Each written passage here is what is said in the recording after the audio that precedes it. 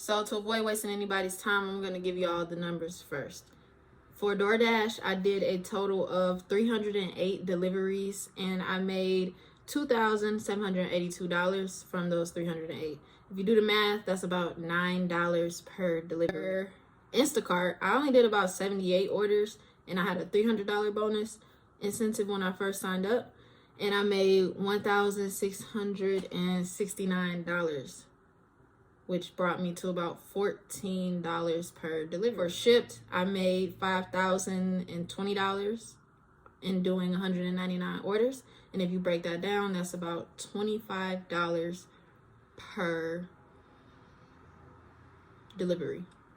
So it's gonna be obvious, but ship wins for me in my experience. I'm going to give you 5 pros and 5 cons for each of the delivery apps. The first pro for DoorDash is it's way less work. In comparison to Shipt, DoorDash, and Instacart, all you have to do is go to the restaurant, pick up the food, drop it off. Best case scenario, most of your deliveries will go that way. There are some things that happen like long wait times, traffic, or pretty much anything like that, or difficult drop-offs because they don't have their address on the app correctly, or you can't locate the customer, something like that. Anyways, on a given day, it's way less work. And there are definitely days where I say, you know what, I want to go out, but I don't feel like doing all of that shopping. That's the DoorDash. That's when I would choose DoorDash. Second, you're pretty much in and out. The second pro for DoorDash is that you are in and out of the restaurant. You don't have to do any shopping unless you do a Target or Meijer or whatever stores they offer. But for the most part, you don't even have to accept those. If you know you don't like shopping, you don't have to do those orders. So you just go. Most times they'll have the food on a stand or a table. You go pick it up, grab it, leave. Very easy. Number 3 is less of a time commitment. If you have about an hour or 2 hours to spare and you say, you know what, I could be making money right now, you could go on DoorDash, join, and probably do at least 6 to 10 orders in 2 hours, maybe 4. It depends on where you're at and how far apart people are. But you don't need to book a full day or a full afternoon. And whereas I might only be able to do 1 order maybe in an hour, with the shopping apps for DoorDash, you could get a good 5, 6, 7. I don't know, depends on what kind of orders you're taking. My 4th pro for DoorDash is you don't have to communicate with the customers to the same extent that you do with Shipt and Instacart. If you are someone who is not great with communication skills, I would say this is your best bet for a gig job. In my experience, all you have to do is mark as arrived. When you got there, maybe the restaurant will say, hey, tell them that they wanted a Coke and our Coke machine is down, so do they want water or a refund? You might have to ask them that, but in all honesty, you don't have to talk too much to the customers on DoorDash, which is definitely a plus. Number 5, the 5th thing that I really like about DoorDash is you can order the drop-offs in any way that you think is the most efficient. So I use Google Maps, and I will put in all of the addresses for the restaurants and the drop-off locations and optimize the route so that I'm not driving to the east side of the city to the west and back and forth. I know exactly what route to take in order to bring me back to this location in the most efficient way possible. My cons for DoorDash, the number 1 issue that I have with DoorDash is they take you way out of your delivery zone sometimes, and by sometimes I mean pretty often. You might say that you want to work in Southfield and they have peak pay bonus and incentives in Southfield, but you'll get your first order might take you 14, 15 miles out, and then you are in another city, in another zone, and you have to either navigate all the way back to your original point, or you can choose to end your dash and start there in whatever city you're currently in. I think that it's not really worth it for the money to be taking orders that far unless they're really great tippers, but at the end of the day, you're doing way more mileage than all of these other apps in my experience. Which brings me to my second point, is the mileage issue. I think that I was driving over more parts of the city when I was doing DoorDash than I was doing for Instacart or Shipt. I don't want to go 15 to 20 miles away from my location or my zone. Sometimes I'll say, I want to do Royal Oak, and it'll have me in Commerce Township, and that's like 20-25 minutes depending on the time of day or wherever, how deep into commerce that person actually is. You will be all over the city. You might start in the zone, but to be real, they'll have you pretty much everywhere. Number 3 is the low base pay for DoorDash. They will have like $3, $2, $4. And then if you don't get a tip from that order, then you will have done an order. The only way I think it makes sense is if you have a double order, because that increases your chances of a tip, just because you're dealing with two customers now instead of one. But at the end of the day, their base pay is extremely low. And I know you can say, well, don't accept orders with low base pays, but that's the common experience. Is my acceptance rate is in the 40s, but all of my orders are still, I'm not getting great orders. So what you can do is accept orders for shorter distances, like maybe 2 miles, 1 mile, 3 miles. But at the end of the day, that base pay is based on how many miles you drive. So you don't want to go super far out of your delivery zone, but you also don't want to keep doing $2 to $4 orders. I don't think it's worth it. Then number 4 is the weak promos. Like in comparison to DoorDash, in comparison to Shipt and Instacart, the promos are pretty whack. You might get a $2 peak pay, which means they'll add $2 to your base pay. So you might get $7 instead of $5. But consistently, I didn't see a lot of orders over $10, $15. And that just meant that the amount of money I was making in one single hour doing DoorDash was just not worth it, comparing to how much I was driving and how long I was waiting at restaurants, and just the hour. When you add up the hourly wage, it was not cool. And the 5th one is that it was very, very redundant. It's kind of boring. Like being in the car was cool. You can listen to audiobooks, you can listen to music, you can do what you want to do, talk on the phone, but it's just like very repetitive. And even though shopping at these stores is pretty repetitive as well, I would say that walking around, moving around, actually being active, not sitting in the car for a 10-hour shift, but you're moving, walking, and talking to other customers. Sometimes you meet nice people. The opportunities for exchanges and interactions with other people are way limited on DoorDash compared to just the other apps. So my pros for Instacart. The best pro about Instacart is the tips are included. You get to see them before you accept the order. So it might say $5 base pay plus $10 tip, this amount of items. Cool, you know exactly what you're getting before you even go to the store. The second tip for Instacart is guaranteed earnings promo. And I really just said this because it was hard for me to come up with 5 pros for Instacart, but I don't think it's that much of a benefit, because what they essentially say is, hey, if you do 6 orders, then you get a guaranteed $60 earning.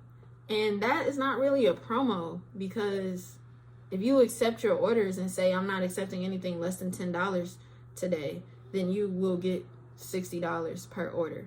Now, I guess the benefit is if you say you make $58 instead of $60, but you did the minimum amount of orders, they'll give you $2. They'll give you $7, however far you were under 60. But more often than not, if you do 6 orders, you're gonna make $60 at least. So it's not really a promo. They're like saying, did you know if you go outside, you can feel the fresh air? Duh. So I don't think that's a promo, but that's their promo. That's their bonus. That's the best you're gonna get with them. Number 3, the third pro, is that you can shop at different stores. So say I am at Kroger on 8 Mile, but they want me to go to Kroger on 12 Mile just to drop it off to somebody who lives on 9 Mile. I would do it closer to 8 Mile, at the Kroger on 8 Mile, and drop it off. Because sometimes they'll have you go far out to go to a specific store where they suggest you shop at, and then come back to where you were originally were. And you're like, I could have just went to this Kroger. That don't make sense. So I started looking at the addresses before I even went to go shop. But that was just me. But you can shop in multiple stores. Now, one of the downfalls of that pro is that that customer might have already checked and seen that something was in stock at the 12 Mile store. So you go into 8 Mile and it's not in stock defeats the whole purpose of them choosing that store, or, you know, just choosing to have their items shopped there. So you will run into trouble if you're looking for specific items and the store you're at does not have like 80% of the things. Then you're just going to get a low rating for that app, for that delivery. Number 4, the substitutions are way easier, I think, on Instacart. And with that being said, is when you substitute an item, they'll just create a list of everything that you substituted. And if your customer that you're shopping for is watching while you're shopping, then they can see real time all of the substitutions that you make, in comparison to Shipt, where that's just not the case. Some store, for the 5th one, some stores have exact locations for items. So I notice when I shop at Kroger or Meijer, it'll say this is in aisle 12, 5th row from the bottom. That happens when I shop at Kroger. That's very easy, makes shopping very efficient. One of my cons of Instacart is they are strict about your drop rates. So I might pick up an order and it'll say 7 miles. And if I accept that order and see that the address is at Fox Run or a certain place that it has difficult drop-off procedures, I don't want to do that order. I'm like, no, that's too complicated. It's going to take me at least 30 minutes to drop that off. It's really not worth this $11 that they're trying to give me. And I drop it, I will be penalized, even though, like, you just get penalized for dropping orders. And I don't think that's fair, mainly because you could drop it because there's an emergency. You could drop it because you need to go get gas and you won't have time to get gas and get to the store on time. Anything can happen, but you can be deactivated pretty easily on Shipt because you can't have higher than a 15% drop rate for every 100 orders. And that's just not really realistic to me. And I don't think you should be penalized. So I don't really deal with them because they're too strict. That the money decreases when you can't find items. So you might accept the order for $26, but by the time you finish shopping and you drop it off, you might only get $20 or $19 or $21. Either way it goes, it'll be less than the initial price. And that's if you had to make a lot of substitutions or if the store didn't have a lot of items in stock. So because the store wasn't well stocked or they didn't have these items, you do get penalized overall and don't make as much money as you initially thought that you might have made if you find yourself making a lot of substitutions. There's no specific delivery zone. So you might be in 3 different townships, 4 different cities, and just driving all over the city just to get to your next order. They don't say, oh, this person is in Southfield, so let's show them all of the orders in Southfield. It'll show you just orders 30, 40, sometimes an hour away. And it's just not efficient when it comes to the mileage. I don't want to be driving from Royal Oak to Southfield to Commerce, back to Royal Oak, then to Detroit, then to West Bloomfield, then to Novi. Like, I don't want to do all of that. And Shipt doesn't really have, Instacart doesn't have a way for you to stay in one area. You just pretty much get dang near all of the stores in the state and choose if you want to go there or not. And sometimes when there's no orders, they'll say, hey, maybe you should go to Canada for these orders. Like, this area is really popping, and it'll show me Canada as if I can just, what? I'm not going to Canada to do no orders. So yeah, those are my cons. So my number 1 pro for Shipt is that they have frequent bonuses, and real bonuses, not the Instacart bonuses. So an example of that is, oh, if you do 4 orders after 4 p.m. today, we'll give you an additional $50. If you do 8 orders by this day, we'll give you $75. If you do 6 alcohol delivery orders, we'll give you $65. and you get that money on top of the base pay, on top of the tips that you receive. Second pro of Shipt is that you can stay in your delivery zone, and even better, you can stay at one store all day. So if I choose to go to Commerce Township and I pick Target, I will only accept Target orders at this Commerce Township, or Commerce Township orders at this one specific Target. And what that does for me is I learn the store. I know exactly where everything is because I've been here 6 times today, and it just makes shopping way more efficient. Number 3, you can shop your order on your own time. So for Instacart, they will say you need to get to the store by 2:32 and you need to check out by this time. They are really micromanagers. Like, I don't need a full hour to shop this order. I know this store like the back of my hand, and it's not that many items. But if you're not there on Instacart's time, you will lose the order. It will decrease your completion rate, and you are a step closer to activation. However, for Shipt, all they say is drop this off by 4 to 5. What time you get to the store, we have suggested times, but do you, boo-boo? That's what Shipt does. I like that freedom. I like the flexibility. Number 4 is that there are big tippers on Shipt. The shippers are tippers. That was cheesy, but still. Best tips hands down out of all 3 of the apps. I will say sometimes people don't tip up until a week later, or maybe 3 days later, 4 or 5 days later. So if you're somebody who needs to cash out at the end of the day, I would make that a part of my consideration for the day. The 5th thing is great communication. Anytime I've ever had a problem on Shipt, it was solved pretty much in that moment. I could just chat the representative, start a chat. I need to drop an order, start the chat. Or you can call them. I've never called because it's just unnecessary for me. But you can start the chat, get good communication, get good help, and be right on your way.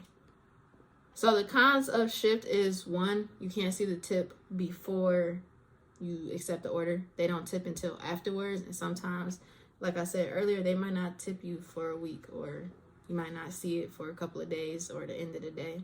So that's definitely something that could be a con. 2, customers want to talk a lot more on Shipt. When you want to substitute an item, I don't think it notifies them of the substitutions that you made. So if you do make a substitution, you usually have to text them like, hey, just letting you know, they didn't have the butter sweet Hawaiian rolls, so I got you the original Hawaiian rolls. You have to tell them those things, and that can really slow down your shopping, unless they're a customer that said they trust your substitutions, or they said no substitutions. The 3rd issue, I would say, is the substitutions, but communicating those substitutions. So some people will say, oh, no substitutions. And then you're like, all right, bet, I won't make any subs. They don't have it, it's just not there, keep moving. But then when you check out or you talk to them, they might complain and say that you didn't communicate with them enough. And it's like, what did you want me to say? You said you didn't want substitutions, so what was there to talk about? So it can sometimes affect your rating because people want to talk to you a lot, but they don't respond when you text them or introduce yourself. Or that sometimes people expect you to talk to them about every item in the cart, and that's just not sustainable, especially if you're doing 2 to 3 orders at a time, and especially if they are slow texters. Like, I'm talking to you about ice cream while I'm in the frozen aisle, and I'll give you 2 to 3 minutes. But if you take 7 to 10 minutes to respond, I'm in the meat section, I'm in the cereal section. I'm not coming back. I might circle back on my way out, but I'm in line now. It's nothing to talk about. You should have been responded. So people will respond slowly, not at all, and then be upset with the choices that you make. And then they will say like, well, I didn't want any substitutions. But they didn't indicate that on the app, or they didn't choose their substitution preferences. So because the app can give you substitution preferences, I would expect people to use those. And when they don't, I assume either you don't want any substitutions or you want me to go with my best judgment. And it's hard to know that for which customer, what they prefer, because each customer is truly different.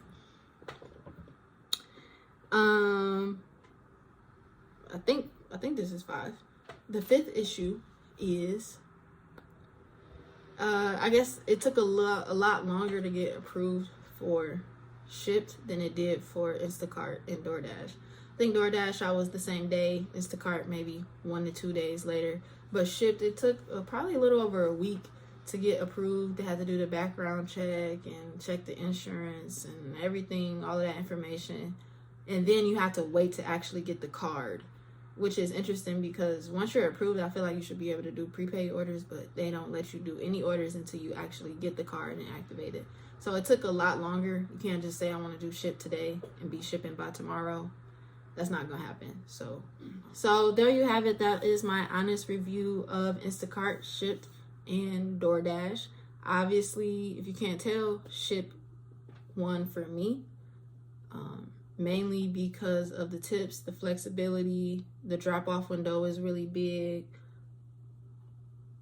I can stay in one store. It's way easier on my mileage. So that's my honest review. If you would like to see more comparisons, or if you want to know some of my best tips and tricks on how I navigate Shipt, how you can make easily $200 to $300 a day, if you want to know what it's like to ship with a partner and the hourly breakdown of what's more worth it for your money, how to make more money in less time, then stay tuned, subscribe, comment, let me know what you're looking for, and I will hopefully provide that insight for you.